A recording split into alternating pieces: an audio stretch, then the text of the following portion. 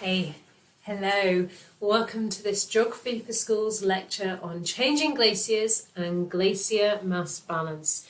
In this lecture I will be talking about what is glacier mass balance and how it is changing across the world today and what that means in terms of water resources for the people that depend on these glaciated mountains. How much ice is there in the world today? Most of the world's ice is locked up in Antarctica. If all the ice in Antarctica melted, global sea levels would rise by about 58 metres. The second largest store of ice in the world is the Greenland ice sheet, near the North Pole. And if that melted, the world's sea levels would rise by about 7 metres. Glaciers and ice caps, which are highlighted in yellow in this world map, are actually a very small component of the world's ice. And if they all melted, the world's sea level would only rise by about 40 centimetres. So although globally glaciers are only a very small store of ice, they're very important because they supply water for downstream areas, for irrigation, for hydropower, for domestic consumption and for industry. And as the glaciers recede, there are increased hazards in the mountain regions. So today I'm going to focus on global glacier recession. How much ice was there in the world at the global last glacial maximum? Today we only have two ice sheets, the Greenland ice sheet and the Antarctic ice sheet. But 21,000 years ago there was a large ice sheet over North America called the Laurentide ice sheet. There was the Scandinavian and European ice sheet over Britain and Northern Europe. And there was an enlarged Patagonian ice sheet, a Siberian ice sheet. And these large ice sheets lowered global sea levels by 130 metres. In blue here you can see the amount of sea level equivalent locked up in these ice sheets at the last glacial maximum. The Antarctic ice sheet only held an extra 10 metres of sea level equivalent, but the huge Laurentide ice sheet sucked up 76 metres worth of sea level. So glaciologists like myself, when we go to the beach and we dip our toes in the water, we don't see the sea, we see melted ice sheets. If we look at carbon dioxide, this is a measure of carbon dioxide for the last 800,000 years. And you can see that over that time, carbon dioxide has gone up and down. When it goes down, we have the growth of the global ice sheets. And when it goes up, sea levels rise and the ice sheets melt.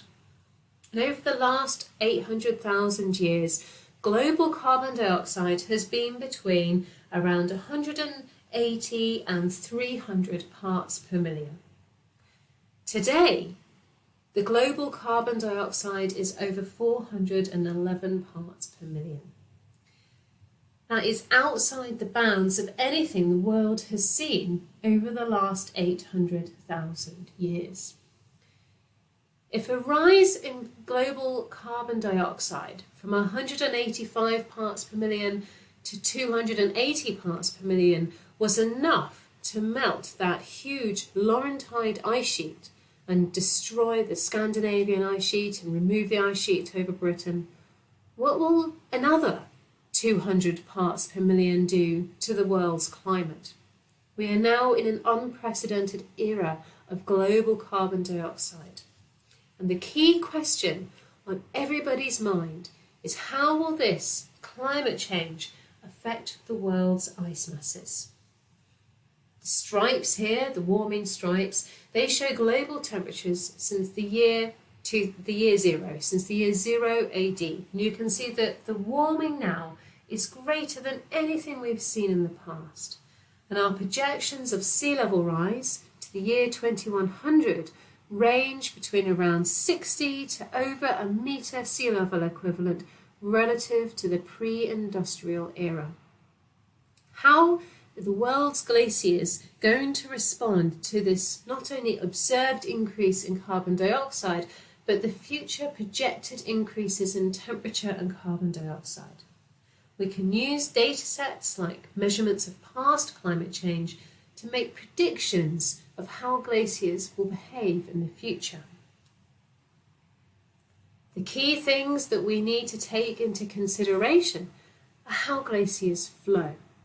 Glaciers flow downslope. Ice flow is controlled by ice surface slope. Glaciers flow from highlands to the lowlands. They flow from the mountains down to the valleys. This is Baltoro Glacier in the Karakoram, and you can see the glacier moving as it's oozing downslope. It's like a very thick, sticky liquid, and it can flow under its own weight. Mountain glaciers also gain and lose mass. Firstly, mountain glaciers gain mass through the process of accumulation. Accumulation is all the snow and precipitation and rain and frozen frost that add mass to the glacier. Even rockfall onto the ice surface could be considered accumulation. So each year, glaciers accumulate mass. They tend to accumulate more mass in their upper parts because it's colder there, and so more of the precipitation is falling as rain. Each year, glaciers also lose mass, and the process by which glaciers lose mass is called ablation. In Europe, in the Alps, glaciers tend to gain mass in the winter and lose mass by melting in the summer.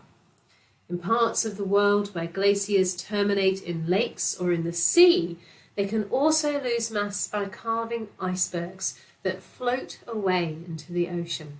So each year, glaciers gain mass or accumulate mass, and they also lose mass or they undergo ablation as they melt. The balance between accumulation and ablation is the mass balance of the glacier. You can think of it a little bit like a bank account. Each year you have a certain amount of money coming into your bank account and a certain amount of money going out of your bank account. If you have more money coming in than you have going out, your bank account will grow and you'll be richer. If you spend more money than you gain, then your bank account will steadily get smaller, and every year your bank account will shrink and you'll be poorer. So glaciers are the same. Each year they gain and lose mass. If they gain more than they lose, then the glaciers have a positive mass balance and they will grow. If the glaciers lose more than they gain, then they will have a negative mass balance and they will shrink.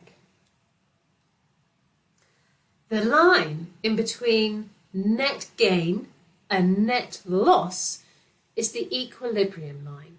So at the equilibrium line, the gain is equal to the loss. So here you can see above the equilibrium line, we have net gain to the glacier. This is the accumulation zone. Below the equilibrium line, we have net loss. This is the ablation zone of the glacier. If temperatures rise due to climate change, the equilibrium line altitude will grow. The area of the glacier with net mass gain will shrink, and the area of the glacier with net mass loss will grow. If this happens, the glacier will lose more mass than it gains, and as a result, the glacier will shrink. So here, although the glacier is continuing to flow downslope under the force of gravity, the accumulation area has shrunk and the glacier is retreating. Worldwide, glaciers are losing more mass than they are gaining. This is Columbia Glacier in Alaska, a very, very large glacier in Alaska. and it has been steadily retreating. These satellite images, and there's one for every year between 1986 and 2019, show the recession of the glacier through time. And this pattern of worldwide glaciation is repeated all over the world as glaciers are losing more mass than is being replenished in each accumulation season. Since 1961, worldwide, glaciers have lost 9,625 billion tonnes of ice. These circles show how much ice has been lost worldwide. So the global total is 9,625 gigatons, and a gigaton is a billion tonnes. And you can see that we're also losing substantial amounts of ice from places like Alaska, the southern Andes, from the glaciers around the Greenland ice sheet. This map doesn't include the ice sheets, so this is just the glaciers in yellow around Greenland. Globally, glaciers contribute around 259 billion tonnes of ice to sea level rise, and that equates to around 2/3 of a millimetre of sea level rise every year just from global glacier recession.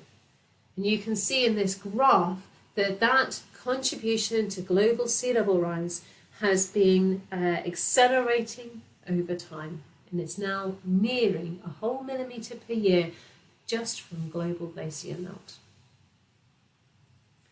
These rates of glacier mass loss from the year 2000 onwards are without precedent on a global scale. We have not seen this behaviour before, and glaciers will suffer from further losses even if the climate remains stable, because they are not yet in balance with the climate. So the glaciers will continue to recede even if the climate stops warming. Here on the graph on the right, you have cumulative mass change of certain reference glaciers that have been studied every year for the last 60 to 70 years. And you can see that the cumulative mass change is growing ever more. These glaciers are shrinking every year. And for these reference glaciers, the histogram with the blue bars and the red bars shows that the annual mass change is becoming increasingly significant. Each year, these glaciers are losing even more mass than the year before. So the glaciers are continuing to shrink. And this has really important connotations for people who rely on glaciers for meltwater. We can think of the concept of peak water. Each year, glaciers melt, and as they melt, people downstream use that meltwater in their daily lives. In Europe, in Switzerland, for example, some of that meltwater is used for hydropower. In the Himalaya, a lot of that meltwater is used for crop irrigation. And in the Andes, the water is used for irrigation, industry, and hydropower. So it's really useful, and around 1/3 of the world's population is living in regions that receive meltwater from glaciers. But as the glaciers shrink, the amount of meltwater they produce eventually starts to shrink too. And we can think of this as the concept of peak water.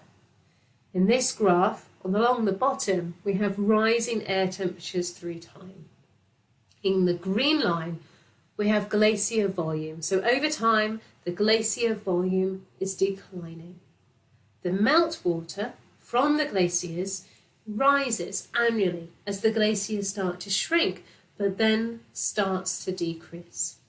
And the annual runoff, which is all the runoff from all the precipitation as well as the runoff from the glacier, you can see that you have a peak in that, and then it decreases. And so we have peak water when we have the maximum amount of water available. And that's a great time. You can plant more avocados, you can grow more crops, life is good. But as the meltwater starts to disappear, you suddenly find yourself living in an area with severe water shortages, especially if there is a drought and there is less rainfall. The glaciers are no longer able to provide their buffering role which protects people from droughts and changes in precipitation.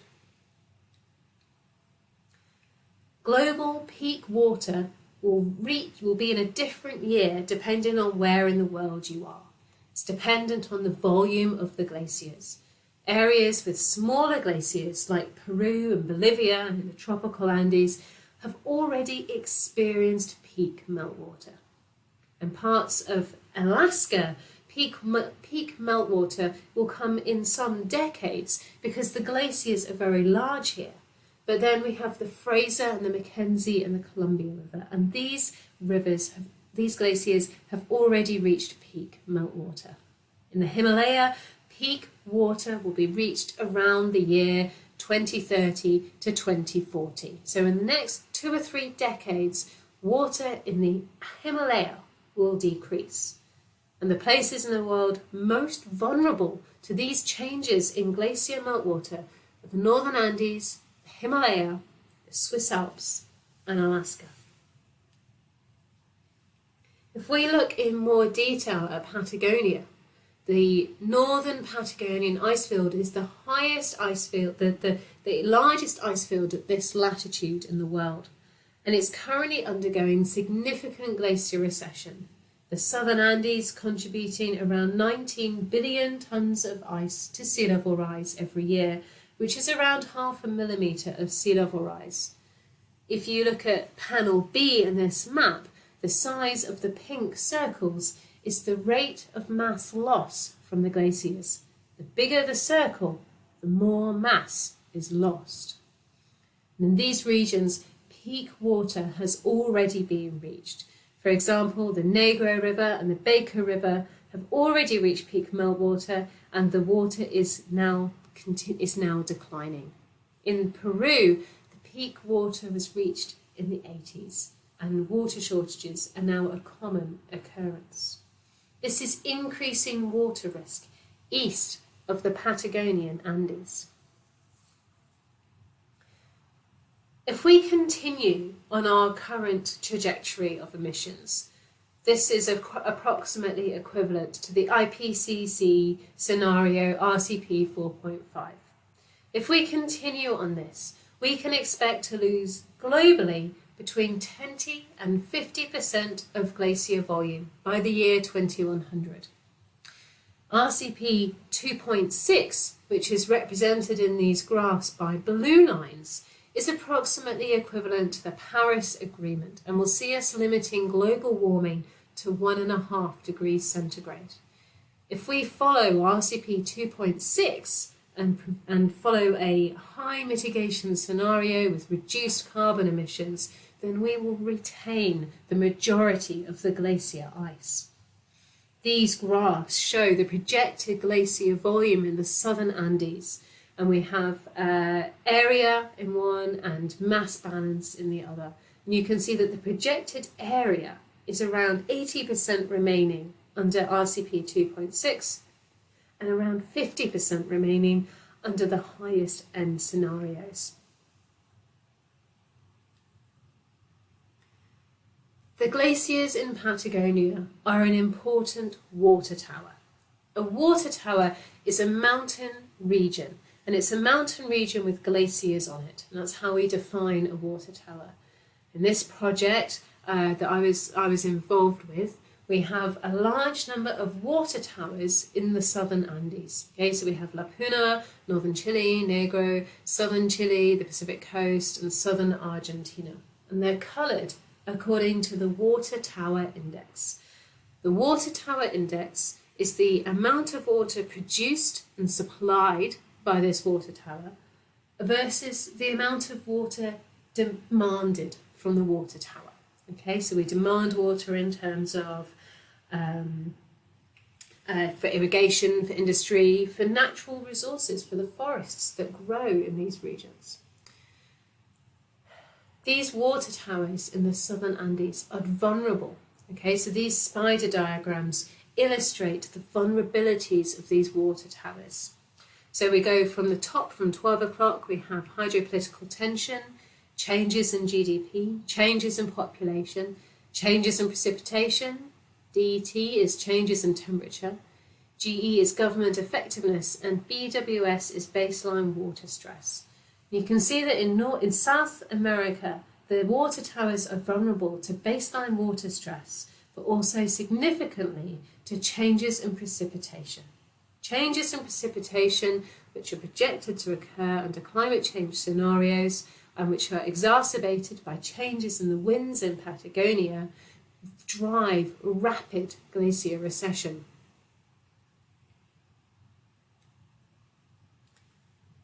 Let's move to the Himalaya, the third pole, the highest mountains in the world.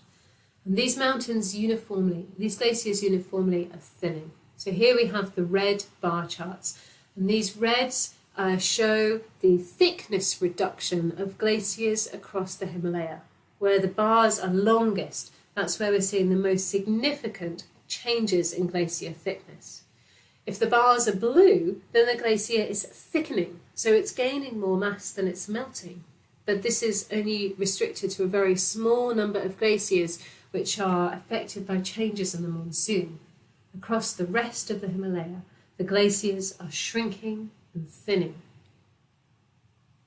If we project how much glacier area we'll have by 2050, and we're again looking at RCP 4.5 to RCP 8.5, then we can expect to lose between 20 and 40% of our glacier area in the Himalayas.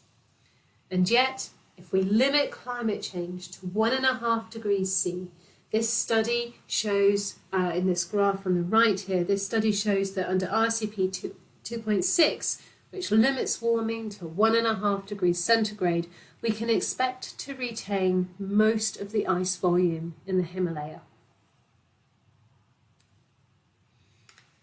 This is really important because 235 million people live in areas downstream of the Himalaya.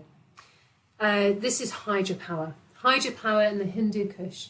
And you can see the dark blue circles is the installed capacity of hydropower, and the light blue circles is the potential capacity for hydropower. And these glaciers in these regions are really driving hydropower in the Himalaya. And in the other map, we have infrastructure for irrigation. And the blue areas here are zones of irrigation development. And again, downstream of the Himalaya, we have substantial irrigation development. That means that the glaciers in the Himalaya are a critical water tower. The Indus and the Tarim interior are considered the world's most important water towers. That is because there is a huge population of people, hundreds of millions of people living downstream of these water towers. These water towers are used for irrigation, for hydropower, for industry and consumption. So there is a high demand for the water. Already there is more demand for water than there is supply. And in these parts of the world, we already see that the water gap between the supply of the water and the demand for the water is filled with unsustainable use of groundwater. So they're pumping up groundwater to fill the water gap. If the glaciers shrink and recede, the supply of water will decrease even further, and these people will experience more severe water shortages. The Indus, which is the world's most important water tower, is also the world's most vulnerable. Here we have our spider diagrams again. And in the Indus, which has a population of 235 million people, which is projected to increase and is projected to have increases in GDP, we anticipate a large increase in the demand for this water. There is also a transboundary basin with hydropolitical tension between Pakistan, India, China and Afghanistan. Governments need to work effectively together in a very volatile region in order to ensure that the water gap is not exacerbated in areas downstream. Temperatures in the mountain regions are projected to increase more than the global average. and that will contribute to increased melt in the Himalaya and will threaten these glacier water supplies. Ultimately, in the Himalaya, we will see increased demand for the water, but shrinking glaciers, which will lead to increased water tension in these countries. It is therefore critical to limit global warming to 1.5 degrees centigrade. Here are a number of graphs. Okay, so we've got Greenland ice sheet loss, Antarctic ice sheet loss, and glacier mass loss. And then we have the global mean sea level. That's taken into account glacier and ice sheet mass loss, as well as thermal expansion of the ocean. In red is RCP 8.5. So in red we have the high-end scenario. And in blue we have RCP 2.6. So blue is the low-end scenario, the Paris Agreement, limiting warming to 1.5 degrees centigrade. If we can follow the Paris Agreement, by the year 2100, then we can see about 43 centimetres of sea level rise from all these different sources. Whereas under RCP 8.5, we can see a global sea level rise of around 84 centimetres under all these processes. By the year 2300, under RCP 8.5, global sea level rise could be around 4 metres, and almost all of the glaciers worldwide could be gone. We'll see perhaps a loss of the Western Antarctic ice sheet, significant reductions in Greenland, and almost all glaciers will be lost. This is an unimaginable consequence that we must do everything we can to avoid. The pathways to limit warming to 1.5 degrees centigrade become more challenging the longer we wait. You can see that the drop in CO2 emissions becomes increasingly steep the longer we leave it. The path to 1.5 degrees centigrade is running out, and we need to do everything we can to reduce global climate change so that it does not exceed this 1.5 degrees centigrade critical boundary. Take-home messages from this lecture. Globally, glaciers only cover about 0.5% of the world, and they have about 40 centimetres sea level equivalent. So they're not a particularly large resource when they're compared to things like the Antarctic ice sheet or the Greenland ice sheet. Globally, glaciers are undergoing unprecedented decline and recession, losing billions, hundreds of billions of tonnes of ice per year. This is related to increasing temperatures globally, especially in mountain regions. Glaciers are important. Glaciers provide critical water resources to 1/3 of the world's population. These water resources are threatened as mountain water towers reach peak water, where the contribution from glaciers to downstream communities will decline. And this is already happening in many parts of the world. Increased water stress is predicted as the demands on that water increase, but the supply decreases, especially in the dry season.